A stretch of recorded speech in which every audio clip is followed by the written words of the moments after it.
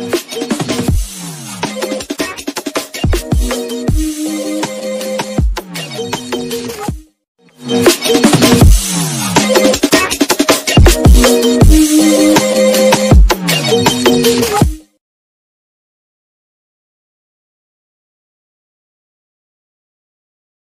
दोस्तों, कैसे हो? आपका स्वागत है त्रिपान स्टडी सेंटर में। आज जो हम करने जा रहे हैं क्लास 12 एनआईएस बोर्ड का जो है हिस्ट्री का चैप्टर नंबर 6। इसमें आज हम करेंगे पोस्ट मौर्यन डेवलपमेंट्स, यानी जो है मौर्योत्तर काल की क्या विशेषता थी और इस समय कौन कौन से वंशों ने जो है अपना प्रभुता जो है भारत पे स्थापित किया था। तो इसके विषय में हम विस्तार पूर्वक जानेंगे। ये टॉपिक कई मानने में हर एक क्लास के बच्चों के लिए इंपॉर्टेंट रहेगा, चाहे वो सीबीएसई से पढ़ते हो, चाहे एनआईएस बोर्ड से पढ़ते हो, चाहे यूपी बिहार बोर्ड के बच्चे हो, किसी भी बोर्ड के बच्चे हो, चाहे वो यूपीएससी एग्जाम की तैयारी कर रहे हो। अगर उनके सिलेबस में मौर्योत्तर काल के विषय में है तो इसका मतलब ये टॉपिक उनके लिए अत्यंत महत्वपूर्ण साबित होने वाला है। और ये टॉपिक आपको हिंदी इंग्लिश दोनों माध्यम के साथ साथ डिस्प्ले भी आपको हिंदी इंग्लिश दोनों माध्यम में होगा। लेकिन आपको पता है, चैप्टर स्टार्ट करने से पहले एक बात जो मैं हमेशा कहता हूँ, जिसको आपको सोचना भी चाहिए, विचार भी करना चाहिए और अमल भी करना चाहिए, वो ये है कि जब भी वीडियो देखिए पूरा देखिए, क्योंकि अधूरा जानकारी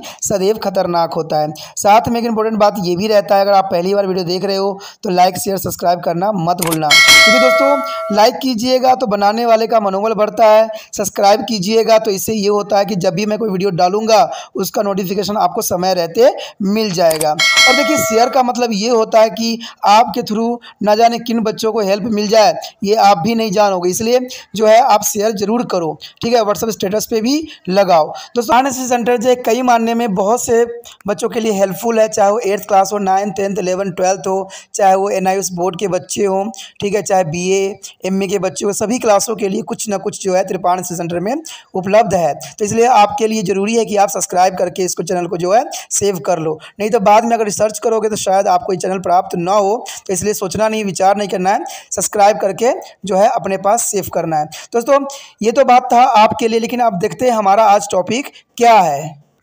The next part is the most important discussion here, the Kushan. The Kushan here is the most important.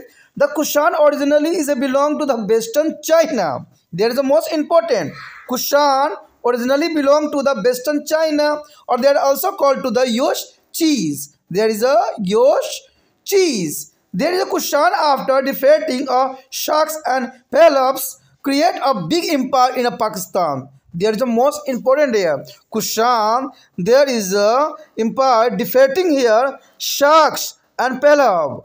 The Shak and Pahlav has defected the Kushan and here create a big empire in Pakistan.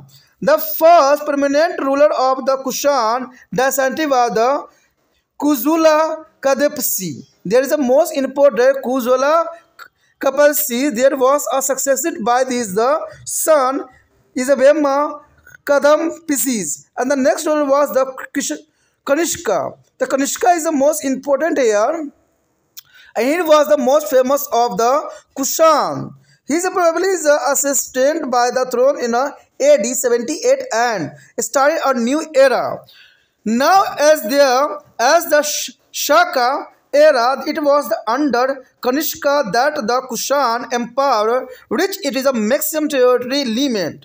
His empire extended from to the central Asia to the northern India and included Varanasi, Kasu, Bhabai, and the Saramati is Uttar Pradesh.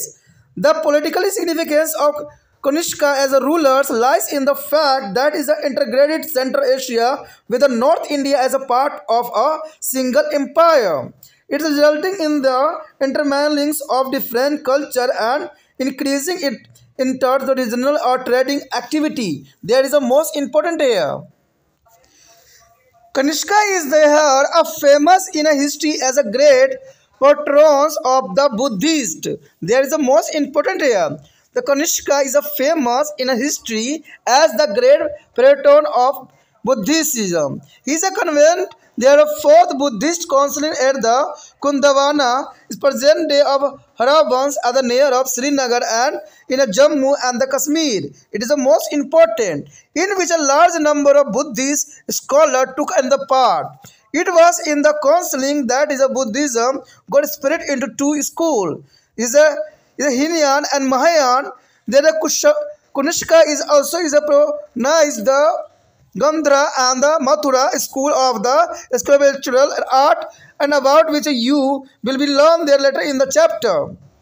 He built in the city of the is a Piruspura is the present of the Peshawar. The Brispura is there is the present of Peshawar is the capital of Ghent Stupa. To the house of the Buddha will rise, and the buildings was the still intact with all there is a magnificence. And then to the Chinese pilgrims is a fashion visit the area later in the earlier 5th century AD.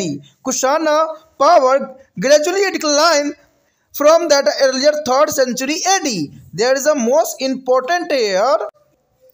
The next area, Kushan politics and administration. There is the most important here. The nothing is much is known about their administration is machinery of Kushan. Perhaps their whole empire was divided into the provinces, each ruled by a Mahachapatra.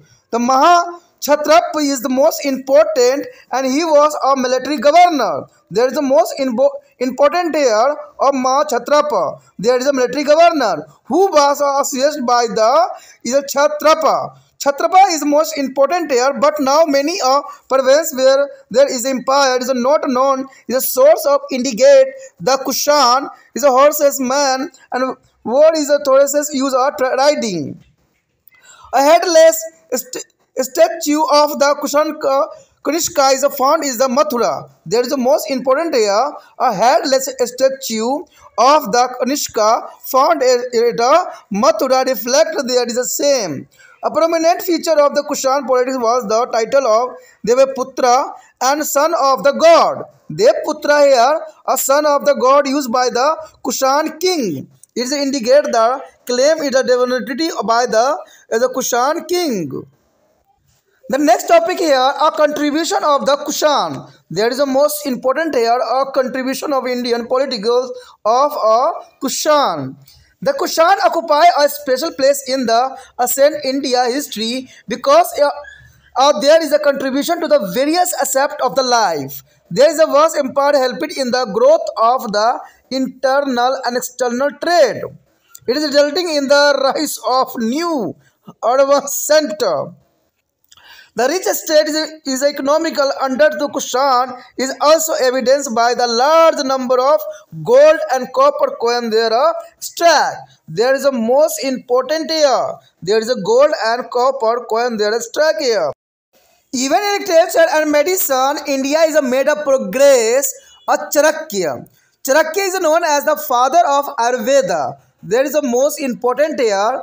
A Chanakya known as the father of Ayurveda wrote a book on a medicine is called Charak Sahita. There is a Charak Sahita is made by their Chanakya. Their Ayurvedic is a whole book. There is a book of medicine of Charak Sahita. Where is the Ashwagosha, a Buddhist scholar? Ashwagosha is a Buddhist scholar. Is a wrote a Buddha Charitra. Buddha Charitra is a fully length of biography of Buddha. And both these scholars were believed to be their contemporaries of King Kanishka.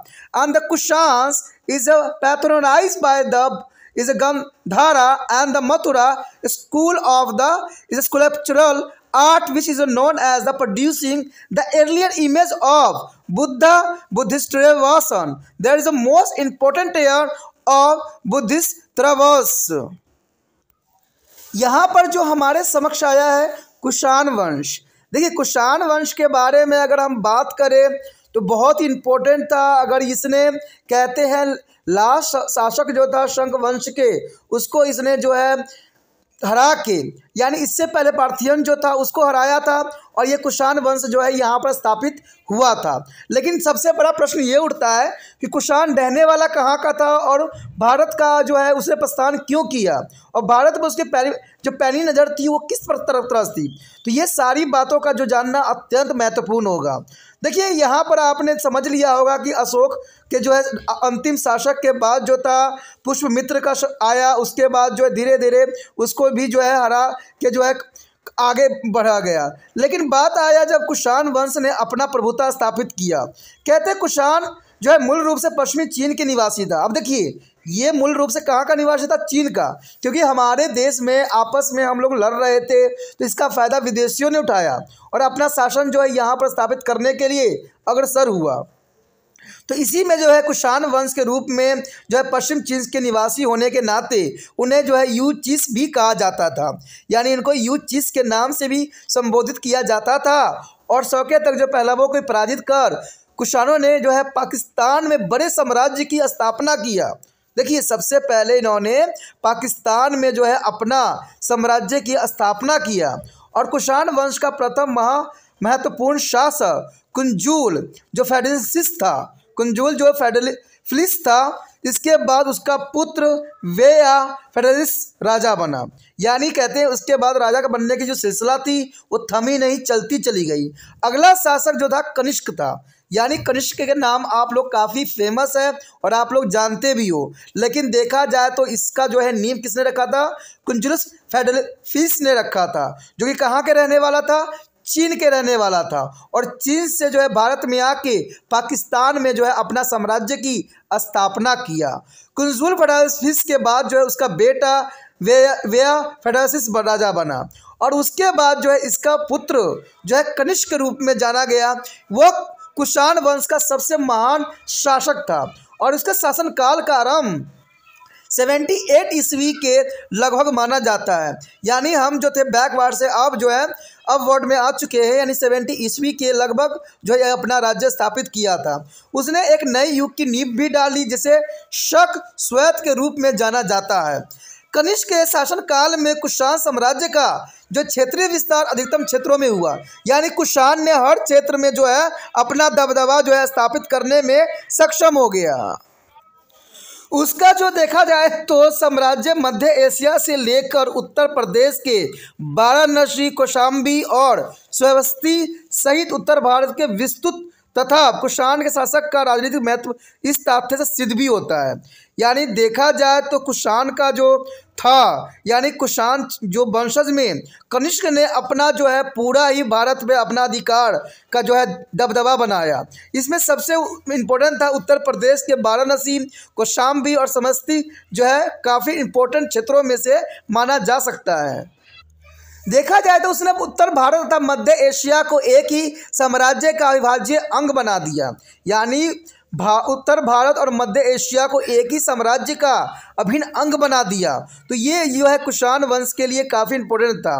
कहते हैं परिणाम स्वरूप विभिन्न अंतर क्षेत्रीय संस्कृति का समन्वय हुआ तथा अंतर क्षेत्रीय जो है व्यापार में भी काफ़ी वृद्धि हो गई।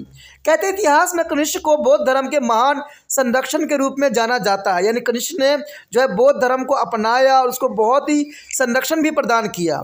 उसने जो है कुंडलम वन, देखिए कुंडलवन वर्तमान में जम्मू कश्मीर में श्रीनगर के निकट हरवान में चतुर्थ बौद्ध जो है समिति का आयोजन कराया। देखिए इससे पहले 3 जो था बौद्ध समितियों का जो आयोजन हो चुका था, लेकिन कनिष्क ने जो था चौथी करवाई, ठीक है, कुंडलवन में करवाया, जो कि श्रीनगर के पाट में अभी स्थित है। यानी यहाँ पर यह बात क्लियर हो गया है कि कनिष्क ने बौद्ध धर्म को अपना के जो है चौथा जो है इसने बौद्ध समिति का आयोजन कराया, जो कि कुंडलम वन में था। और इससे पहले जो है 3 हो चुका था। कहते हैं ये जो था अशोक के टाइम भी हुआ था। और चौथा जो कराने का श्रेय जो जाता है वो कनिष्क को जाता है। कहते हैं जिसमें बड़ी संख्या में बौद्ध भिक्षुकों ने भाग लिया था, यानी बहुत बड़ी संख्या में बौद्ध भिक्षुकों ने भाग लिया था। और उसी सम्मेलन में बौद्ध धर्म के 2 शाखाओं में विभक्त हो गया था। यानी वो उस समय काल अधीन थी जिसमें जो है बौद्ध धर्म 2 शाखाओं में बटा था, एक हीनयान और एक महायान। तो आपको ये यूपीएससी एग्जाम में भी आ सकता है कि हीनयान महायान किसके समय कालीन में जो घटित हुई थी, बदली थी। तो कनिष्क के टाइम हुआ था। और ये जो था चतुर्थ बौद्ध जो है आयोजित करवाया गया था। इस समय जो है ये जो है बुद्ध धर्म 2 शाखाओं में विभक्त हुआ था, हीनयान महायान में। कनिष्क ने सत्यापर कला के 2 शाखाएं गंधार और मथुरा को भी संरक्षित कर लिया था, जिसके बारे में आप आगे पाठ में पढ़ोगे और जानोगे। हम अगले चैप्टर में समझेंगे और उसके बारे में डिस्कस भी करेंगे। कनिष्क ने जो है पुरुषपुरम नगर में वर्तमान पेशावर में बौद्ध अवशेषों को संरक्षित करते हुए विशाल स्तूप का निर्माण कराया। देखिए, स्तूप का निर्माण उसने किस लिए करवाया था? जो बौद्ध अवशेष थे उनको संरक्षण करने के लिए करवाया था। और कहा जाता है 15वीं शताब्दी के आरंभ में जब चीनी तीर्थयात्री फरहान ने यहाँ यात्रा की थी तो इस इमारत पुण्य जो भव्यता के साथ मौजूद था। कुषाण वंश का तीसरा शताब्दी के आरंभ में पतन हो गया, यानी तीसरी शताब्दी के अंत तक जो है कुषाण वंश का जो है अंत हो गया, पतन हो गया। तो इसका क्या कारण था हम जानेंगे। उससे पहले हम ये जानना चाहेंगे कि कुषाण राजतंत्र का प्रशासन कैसा था, यानी कुषाण ने अपने शासनकाल में किस प्रकार की जो है नीतियों का जो है अनुसरण किया। कहते हैं कुषाणों के प्रशासनिक तंत्र के संबंध में अधिक जानकारी उपलब्ध हमारे पास नहीं है, लेकिन फिर भी देखा जाए तो कुषाण ने जैसे बौद्ध धर्म का जो है सम्मेलन करवाया था वो काफ़ी विस्तृत था। संभवतः पूरा साम्राज्य छोटे छोटे क्षेत्रों में विभक्त हो रखा था, यानी उसका साम्राज्य जो था छोटे छोटे क्षेत्रों में विभाजित हो रखा था तथा हर क्षेत्र एक जो है महाक्षत्रप सेनापति द्वारा संचालित होता था। यानी देखिए, हर एक क्षेत्र को जो है सेनापति नियंत्रित करता था। जैसे आपको पता है कि भारत का जो है एक ही राष्ट्रपति होते हैं, एक प्रधानमंत्री होते हैं, लेकिन हर एक राज्य में एक मुख्यमंत्री होना सुनिश्चित किया गया है। तो यहाँ पर भी ऐसा ही होता था कि एक सेनापति के अंतर्गत एक क्षेत्र को जो है संरक्षित कर दिया गया था, जिसका सहायक क्षत्रप होता था, यानी उसको सहायक क्षत्रप होता था। यानी देखा जाए उसका सहायक कौन होता है, जैसे आप अभी समय में भी होता है कि मुख्यमंत्री का सहायता कौन करता है, ठीक है, वो उसके मंत्री परिषद करते हैं, चाहे उसका सलाहकार के रूप में जो होते हैं आपके गवर्नर होते हैं। तो ऐसे ही उस समय भी ऐसे ही होता था, किंतु पूरे साम्राज्य में कितने क्षेत्र थे यह ज्ञात नहीं है, लेकिन इसके बारे में कोई भी हमें रिकॉर्ड नहीं मिला है। सूत्र इत्यादि कहते हैं कि कुषाण घुड़सवारी करते समय फलतून का प्रयोग करते थे। मथुरा में पाई गई जो है शीर्षविहीन मूर्ति से इस बात की जानकारी मिलती है। कुषाणों की सबसे महत्वपूर्ण विशेषता जो है देवपुत्र शीर्षक का प्रयोग हुआ था, यानी देवपुत्र यानी सन ऑफ गॉड, जिसका अर्थ होता है भगवान का संतान। यह अपने आप को भगवान के संतान के रूप में जो है प्रख्यात कर दिया। उसके पश्चात हमारे समक्ष है कुषाणों की उपलब्धियां। देखिए, कुषाणों की क्या उपलब्धियां थी ये भी जानना हमारे लिए बहुत ही रोचक और बहुत ही इम्पोर्टेंट रहेगा। प्राचीन भारतीय इतिहास में कुषाण वंश जीवन के हर क्षेत्र में अपने विशेष योगदान की वजह से महत्वपूर्ण स्थान रखता है। उनके विशाल साम्राज्य की वजह से जो है आंतरिक तथा बाहरी व्यापार में प्रगति हुई और इसके फलस्वरूप नए नगर केंद्र का उदय भी हुआ। यानी देखा जाए तो कुषाण के समय जो है व्यापार काफ़ी फली फूली और काफ़ी आगे बढ़ा भी। कुषाण काल की समानता की झलक उनके द्वारा प्रयुक्त होने वाले सोने तथा तांबे की मुद्राओं से भी मिलती है, क्योंकि उनके समय में सोने और जो है तांबे की मुद्राएं बहुत ही विख्यात थी। तो इससे पता लगता है कुषाणों ने बहुत ही कुशलतापूर्वक जो है इन चीज़ों का उपयोग किया था। साहित्य तथा चिकित्सा के क्षेत्र में भी भारत ने प्रगति उस समय बहुत किया था। सबसे इम्पोर्टेंट तो जो था आयुर्वेद का जनक माने जाने वाले चरक ने जो है चिकित्सा आधारित पुस्तक चरक संहिता की रचना किया था। चरक संहिता जो है बहुत इंपॉर्टेंट कुषाण काल में जो रचने वाला जो था, जो मेडिसिन के ऊपर रची गई थी। वही प्रसिद्ध बौद्ध विद्वान अश्वशोध से बुद्ध की जो विशिष्ट जो है जीवन चरित्र की रचना भी की।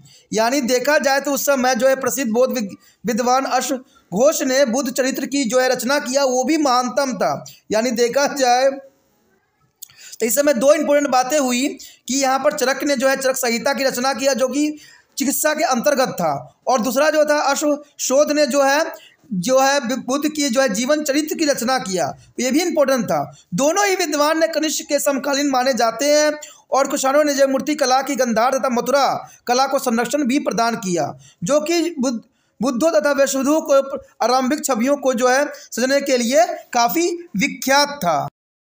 The next topic is a contract with the Central Asia. There is a most important here, a contract with the Central Asia of there is a Kushans. There is a most important here, invention of the Bactrians of Greek and Shaka develops in India and the sequence of the political contract with the Central Asia under the Kushan, resulting in the emergence of the cultural interminglings between the two regions. These foreign groups are gradually lost their foreign identity and were incorporated in the Brahmanical and the society lower grade of the Kshatriya. Chhatra is the most important here. Many of this is adopted to Buddhism. We have already referred to the Indo-Bactrian ruler of Mahendran, who was converted into Buddhism by a monk named Nagasena. The Nagasena is the most important here. The Central Asia is a context also is about India, the new method of making coin. Gakra is a punch market coin which were to use of earlier gradually give way to the refined Greek style coin containing a legend and the bust of the ruler. The new format is become there is a model for the sequent coinage in India. Besides, the Indian also is borrowed from the Central Asian, particularly the Greek knowledge of the astronomy, and the earlier Indian literacy is work on the astronomy frequently quote as a Greek astronomers and who are the referred to as a Yovanacharya. Yani Yovanacharya is an Indian also is a learning the art of making horoscope from the Greeks. Central Asia contract is about there is a fresh babe in the art of sculpture and making a Buddhist sculpture of the Gandhara school as explained there to below involved as a result of the is a amalgamation of Indian and a Greek style. There is a most important map here show the Punjab. There is a Kushan era or that century. There is the most important here show in this map. उसके पश्चात हमारे समक्ष आता है मध्य Asia के साथ संबंध। देखिए जो यहाँ पर अगर हम बात करें कुषाण का तो उसके जो है मध्य एशिया के साथ किस प्रकार का संबंध था ये जानना भी बहुत जरूरी रहेगा। कहते हैं भारत पर बैक्टीरियस यूनानी तथा शक प्लव के आक्रमण कुषाणों के शासन काल में मध्य एशिया के राजनीतिक संपर्कों ने दो क्षेत्रों को जो है मध्य उत्तरवर्तीय संस्कृति और समन्वय को जन्म दे दिया। धीरे धीरे इस जो है विदेशी समूहों ने अपनी पहचान खो दी तथा क्षत्रिय के रूप में अवतरित हो गए। कईयों ने बौद्ध धर्म धारण कर लिया और भारतीय बैक्टीरियस शासक मनेंद्र का जो है उल्लेख पहले हो चुका है जिसे बौद्ध धर्म का दीक्षा नागसेन नामक जो है भिक्षुक से ली थी। यानी बहुत काफ़ी इंपॉर्टेंट था मध्य एशिया के साथ इसका संबंध। मध्य एशिया के साथ संपर्क ने भारत में मुद्रा निर्माण की नई विधियों का जन्म दिया। यानी पैसे के निर्माण का जो है काफ़ी इंपॉर्टेंट जो है रूल रेगुलेशन यहाँ पर आ गया। छिद्र वाले जो परिशुक्त सिक्कों का स्थान धीरे धीरे महान विभूतित और पूर्व पश्चिम शासकों के चित्र वाले जो है प्रवृत्त यूनानी शैली के सिक्के ने ले लिया। यानी इस समय काफ़ी जो है विकास हुआ। यह नया प्रकार भारत में उत्तरवर्तीय सिक्का प्रणाली के प्रतिमान बन गए थे। इसके अतिरिक्त मध्य एशिया से जो है विशेषकर यूनानियों से जो है खगोलीय शास्त्र का भी ज्ञान हमें प्राप्त होने लगा। खगोलीय विज्ञान के प्राचीन भारतीय ग्रंथों में यूनानी जो है खगोलीय विज्ञान का संदर्भ जो यवनाचार्यों के रूप में हमें मिलता है। कहते भविष्य फल ज्ञात करने की भी कला हमें भारत ने यूनानी से ही सीखी। यानी भविष्य फल जानने का भी हमने यूनानियों से ही सीखा। मध्य एशिया के संपर्क की वजह से यह मूर्ति कला के क्षेत्र में भी नए युग की शुरुआत हो गया और गंधार शाखा और भारतीय तथा यूनानी शैलियों के संबंध में फलस्वरूप उत्पन्न हुआ। तो देखा जाए तो कहते हैं यहाँ पर जो है कुषाण ने काफ़ी प्रगति की, काफ़ी जो है इन्होंने काफ़ी साल तक जो है भारत पर राज्य किया। तो ये काफ़ी इंपॉर्टेंट था और समझ के लिए भी ज़रूरी था। The next is the most important point discussion here, emergence of the earlier state in the Orissa and the Deccan. There is the most important regarding to the post-modern development chapter. There is emergence of earlier state in the Orissa and the Deccan. That is the most important. We know that the Deccan as well as the state Eastern India were a part of Ashoka's empire. He had is a consequence is a Kalinga, and throughout the violent is a battle in which is the loss of man and property, and it was as a result of the modern rules in this is original that after its decline we notice the emergence of the kingdoms of Kalinga and declared for the first time in the Indian history. There is the most important here. The Kalinga is after Ashoka. Kalinga is a present day of the Odisha. That is the most important. After the Ashoka is a Kalinga, present day of the Odisha become permanent under the king of the is a Cheris then centuries. And in Unfortunately, we have no information about the king of the century except of the Karvela. His achievement are recorded as inscription known as the Patlipura is inscription instituted by the Udaygiri Hills and is a Bhumbeswara is the Odisha, and there is inscription is so named become a image of the elephant is a cradle out of the stone. Next to the word date is carrying the inscription. The inscriptions tell us that he was followed by the Jazilism, and there is a fort many successfully is battle against is another word and is probably live in the 4th century BC. उसके पश्चात हमारे समक्ष आता उड़ीसा तथा दक्कन में आरंभिक राज्य का उदय। आखिर उड़ीसा तथा दक्कन में आरंभिक राज्य का उदय कैसे हुआ? हम इस बात से भली भांति परिचित है कि दक्कन तथा पूर्वी भारत जो है अशोक के साम्राज्य के हिस्से थे, यानी उसे हिंसक युद्ध द्वारा जो है कलिंग पर विजय प्राप्त किया था, जिसके बाद उसने बौद्ध धर्म अपना लिया था। कहते हैं कलिंग का युद्ध था जहां पर उसका जो है मन काफ़ी विचलित हो गया था रक्तपात को देख के, जिसमें व्यापक जनहानि हुई थी और ये बहुत बड़ी जो है नुकसान के रूप में देखा जा सकता है। यह मौर्य शासक का वो प्रभाव है जिसके पतन के पश्चात भारतीय इतिहास में प्रथम बार कलिंग तथा दक्कन का उदय हम देखते हैं। यानी देखा जाए तो अशोक का भी जो है कलिंग का युद्ध बहुत काफ़ी महत्वपूर्ण था, जिसने उसको जो है जीवन का जो है आधार और सत्य ही बदल के रख दिया। कहते हैं कलिंग अशोक के पश्चात कलिंग वर्तमान उड़ीसा जो है चेदी वंश के शासन काल में महत्वपूर्ण हो गया था। दुर्भाग्यवश जो है खरवेल के अतिरिक्त इस वंश के किसी शासक के विषय में सूचना हमारे समक्ष उपलब्ध नहीं है। उसकी उपलब्धियां उड़ीसा में भुवनेश्वर के निकट उदयगिरी और पहाड़ियों पर जो है हाथी गुफा अभिलेख के संग हित है।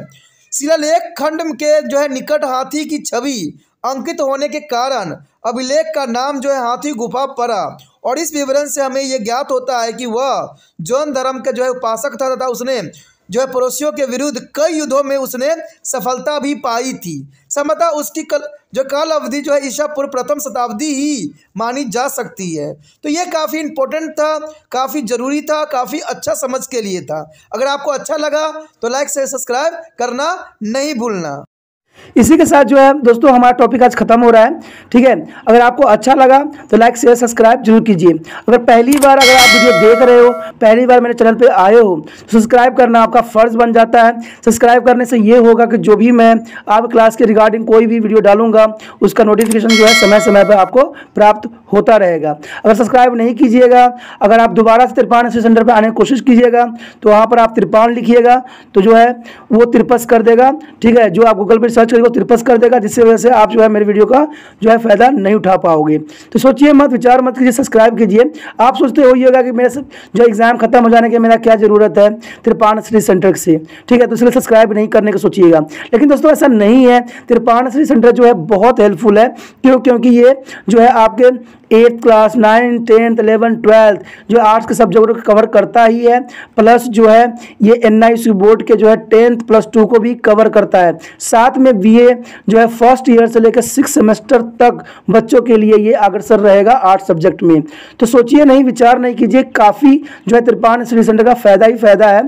ठीक है, अगर आप मुझे प्रोत्साहित करोगे तो आपके लिए मैं तरह तरह के वीडियो बनाऊँगा जो आपको फ़ायदा पहुँचाएगा। एग्ज़ाम के तौर पर मैं आपको जो है पेपर भी आपको सोल्यूशन करके दिखाऊंगा जो आपके लिए फ़ायदेमंद रहेगा। अगर नहीं सब्सक्राइब कीजिएगा, मेरा मनोबल घटेगा, तो हो सकता है कि आपको फिर दोबारा मैं ना वीडियो बनाऊं और आपको फ़ायदा ना पहुंचाऊं। तो अभी भी नहीं सोचिए, मेरा जितना आप फैलाइएगा, जितने दूसरे बच्चों के साथ शेयर कीजिएगा, उतना जो है मैं आपके लिए कार्य करने में अग्रसर रहूँगा। ठीक है दोस्तों, इसलिए सोचिए मत, विचार मत कीजिए, अभी सब्सक्राइब कीजिए और अपने व्हाट्सएप स्टेटस पर लगाइए और दूसरे बच्चों के साथ भी शेयर कीजिए। ठीक है दोस्तों, अपना ध्यान रखना। बाय।